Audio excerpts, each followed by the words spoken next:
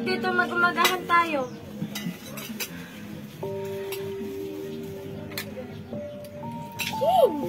Labahan? Ayos naman. Umupo ka na muna. Tama naman ang kakasalpon mo.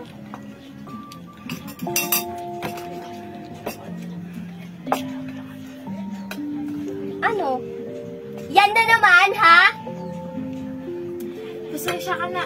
Ito lang nakayanan niya ni nanay.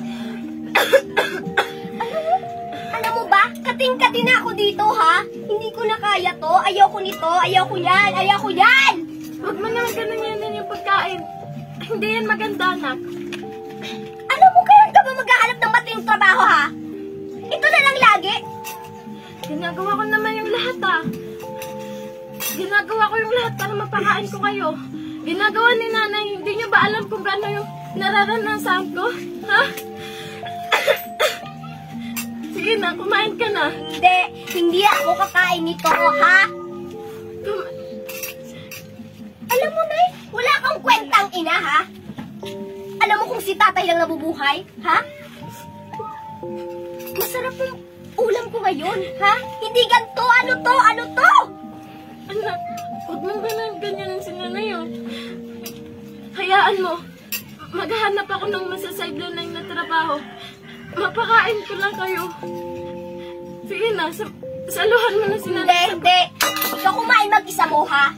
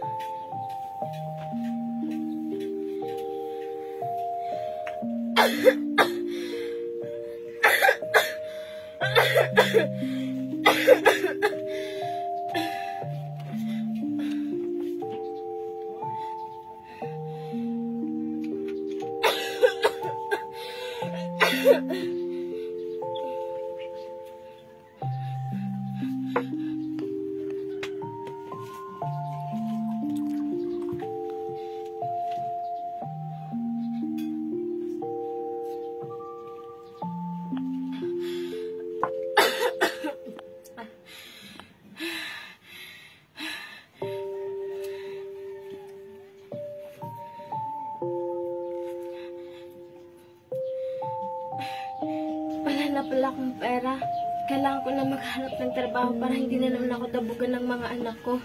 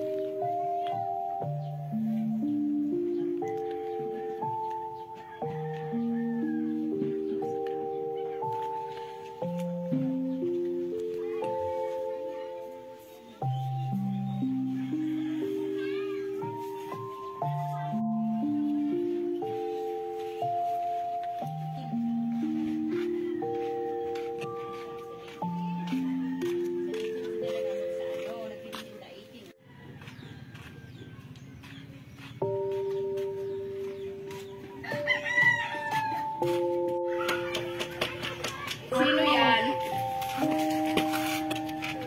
Ate, may mga labahan po ba kayo dyan? Pwede po bang ako na lang maglaba?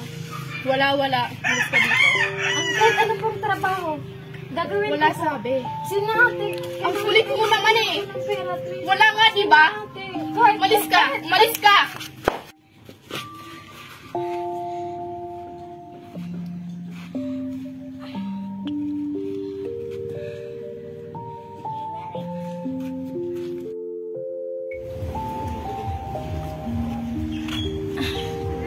Gutom na ako. Ngunit, kailangan ko pang magtrabaho. Teka! Si nanay yun ah. Uy, nanay! Tignan mo to, oh. Ang ganda.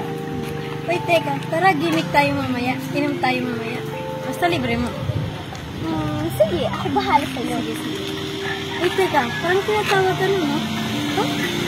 Look! Ano ba pala yung lalakarapisan mo? Uy, anak! Anong ginagawa mo dito? Huh? Teka, anak, ano ba to? Ako hindi ha, uy, ano ba? Ba't mo ko hinawa? Huwag ka maniwala doon. Baka scam yun o kaya baliw yan. Halika na!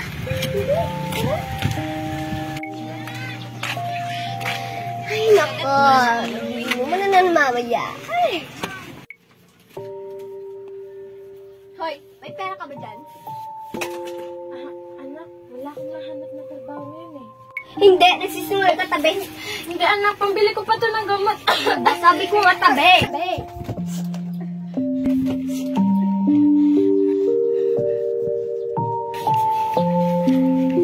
Ano? Ito? Ha? Ito? Yan na naman? Ha? Ano? Di ba sabi mo sa akin maghahanap ka ng trabaho? Eh ba't ngayon wala ka pa nahahanap ha? Alam mo, wala ka talagang kwentang ina ha? Sana ikaw na lang namatay at hindi si tatay! Wala kang kwentang anak! Lahat ng sakripisyo ginawa ko para sa'yo, pero hindi mo nakikita! Ako ang nagpalaki sa'yo! Ako ang nagluwal sa'yo! Pero anong ginawa mo? Malaki ka na! Ganito yung ginagawa mo sa isang nanay na katulad ko! Anak naman! Hindi kita pinalaking ganyan! Sana malaman mo ang mga sakripisyong ginawa ko! Masakit yung mga ginagawa mo sa akin! Hindi mo ba nararanasan? Hindi mo ba nararamdaman na ganito yung nararamdaman ng isang ina? Isang inang kagaya ko na ginagawa ang lahat! Pero ano? Wala kang kwentang anak!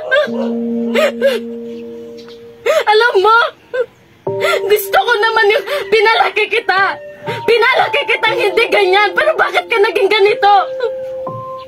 Anak, mahal na mahal kita kahit anong ginagawa mo sa akin, pero anong ginagawa mo? Hindi mo ako minamahal bilang ina. Sana naman gawin mo ako, tunin mo akong bilang ina. Siguro, malalaman mo lang ang halaga ko pag wala na ako dito.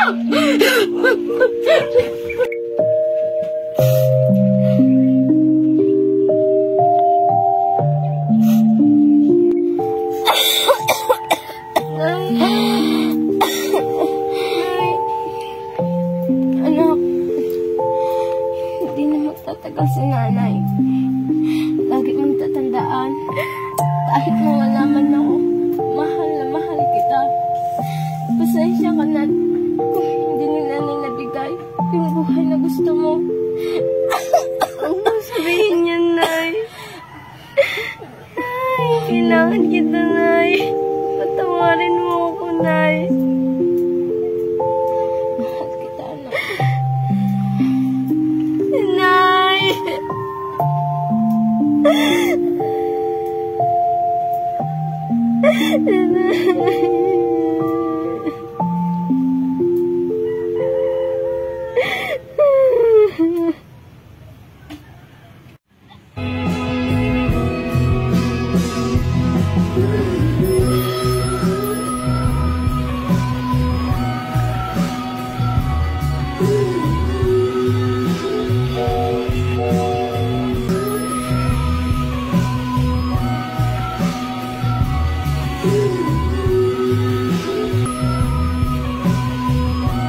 Mahal kong anak, Neneng, pasensya ka na dahil hindi kita nabigyan ng magandang buhay.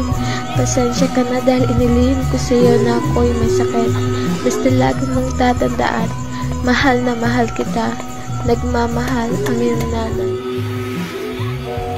Sa ating buhay, malalaman mo lang mahalaga ang isang tao kapag sila'y namatay. Kaya't sabi nga, nasa huli ang pagsisisi.